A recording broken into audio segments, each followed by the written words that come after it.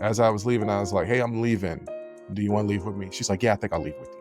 And sure enough, as we were walking, they were following us. And I pointed it out to her and I was like, see, I could tell that those guys, like, look at what they're doing. They're following us. Yeah. This wasn't going to be a good situation. I was like, well, I just don't delete text messages because you just never know when you got to call somebody out. Yeah, but I never make the mistake of thinking that somebody is my friend when the relationship is clearly fucking one-sided.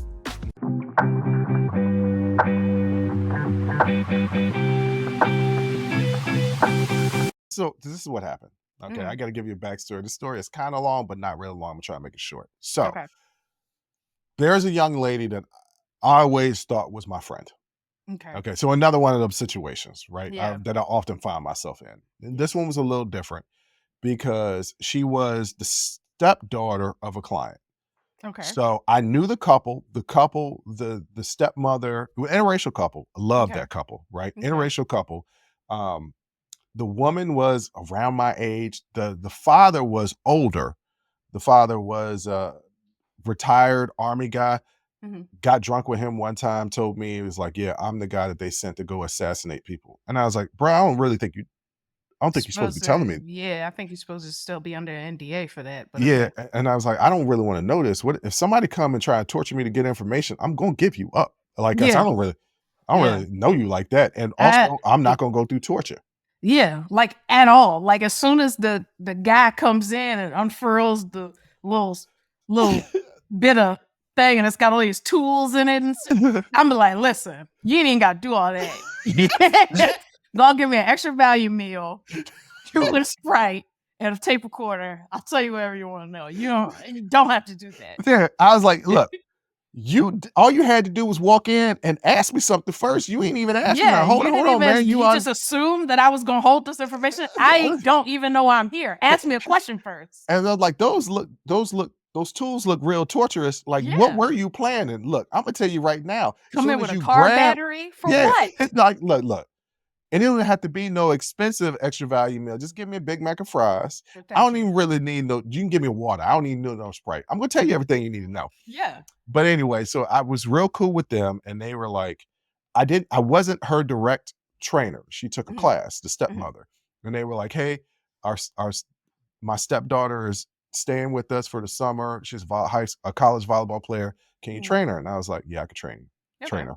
So I gave her, it was like we did a couple of sessions just to like keep her in shape during the summer. It wasn't that many. Like I was not her trainer. Yeah. It was one time we were at the bar. I was at the bar. Remember, she's college, so she's underage, and she's drinking, and she's at the table with these guys. It's like 3 or 4 guys. And I was like, oh, hey, I was at the bar. I was like, hey, how you doing? It's like, do you know those guys? No, not really. They're buying me drinks. I was like, I'll walk you home. Yeah. She's like, no, I don't need to be walked home. I'll be fine. I was like, okay, I'll walk you home. Yeah. And as I was leaving, I was like, because she was like, no, don't worry about it. As I was leaving, I was like, hey, I'm leaving. Do you want to leave with me? She's like, yeah, I think I'll leave with you. And sure enough, as we were walking, we left out, they were following us. And I pointed it out to her and I was like, see, I could tell that those guys, like, look at what they're doing. They're following us. Yeah. This wasn't going to be a good situation. Right. So because of that, she knew that I would always look after her, and we became friends. We in my mind, legitimately became friends. Anytime she came in town, she was like, hey, do you want to hang out? And there's a real age disparity, right? Yeah. It's got to be like 10 years. Yeah. But we always had that one older friend that was just a good, solid person. Yeah. Right. Yeah. And when her parents moved, when the stepmother and the father moved to Florida, she was going to a college right down the street from me. And this is after I split with my ex, and she would be like, hey, what are you doing? Can I stop by and hang out? Like, yeah. And I knew it was to get out of the house that she was living in with her roommates. She needed something that was older and more mature, and every now and then to get out of that stuff, right? Yeah, for sure.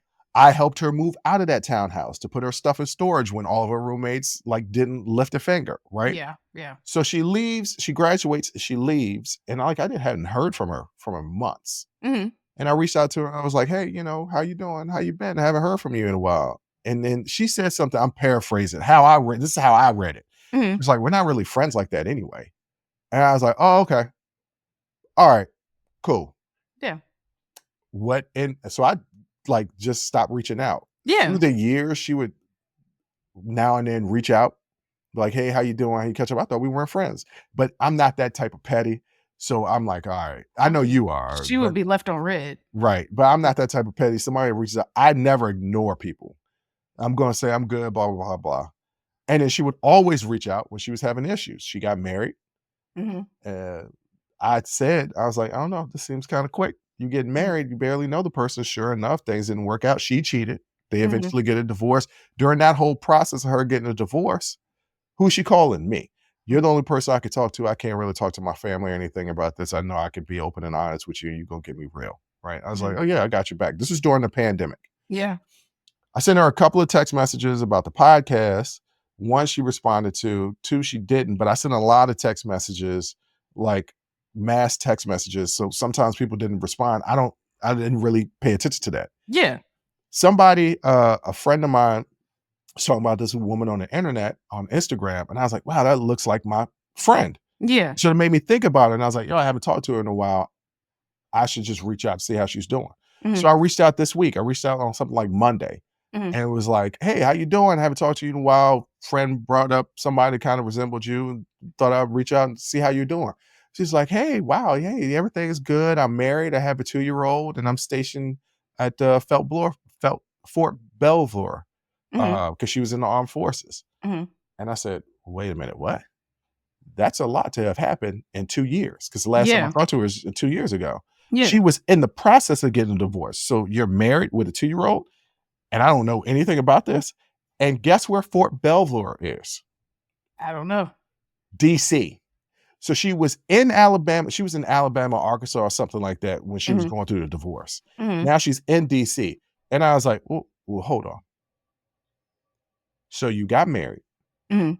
you had a 2-year-old, and you're right down the fucking road, Mhm. and you didn't reach out not one time, but yet you were constantly reaching out when you were going through it, knowing that I was the only one you could talk to. Mhm. I was like, I texted you a couple times about the podcast. You didn't respond back. Really? I didn't. I was like, do you have the same number? Same number. I was like, okay. She was like, I don't have it in my thread. I was like, oh, it's because you probably deleted it. Mhm.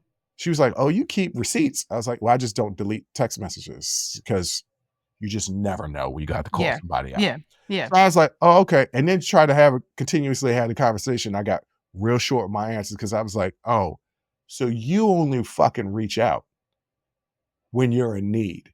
Mhm. But I'm not truly a friend of yours. So since I'm not truly a friend, you didn't tell me about you getting married. You didn't tell me about you having a kid. You didn't tell me that you moved back into the area. Take care of yourself. This is why you get on my fucking nerves, Bruce. Wait a minute. What did I do? Because she already told you y'all weren't friends. Yeah. And that's when you should have left her on red. Hold on. When she said that, I was like, oh, we're not. And then as she was thinking about it, she was like, you're the only one that was there for me. You're the only ones that supported me. And don't get me wrong, she's got some issues with abandonment and things of that nature. But Mhm. that's the reason why I chalked it up to the game because I do that. There are No. times where I think that No. I'm not friends with people and I actually am. But No. okay, you're right. I'd be fucking No. up. Yeah. You cannot keep continuing to make the mistake that you thinking you are friends with somebody. Yeah. I don't do that. And I I know. actually said that to somebody once. It was I was involved in her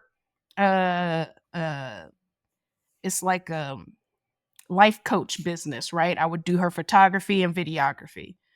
I understood that this is a business relationship. You call when you need photography and videography services. I was never under the impression that we were friends. So I'm posting a lot about her business, different events she got coming up. Then I have my own event, and it's crickets on her page. So the next time she hit me up to photograph something, I sent her a bill. And she was like, oh, I thought we were friends. I don't understand where this is coming. It's coming out of left field. And I said, I never made the mistake of thinking you were my friend. This was always business. Wait a minute. Did you know that she wasn't your friend, or did you realize she wasn't your friend when she didn't post anything on her page after you had been an advocate for her? No, that's when I realized our business relationship was unequal. Ah, okay. That's when I realized our business relationship was unequal. But I never make the mistake of thinking that somebody is my friend when the relationship is clearly fucking one-sided. Mm. Homegirl didn't do a fucking thing for you, Bruce. Join the conversation and follow the Unsolicited Perspectives podcast on Apple, Spotify, or wherever you get your audio podcasts.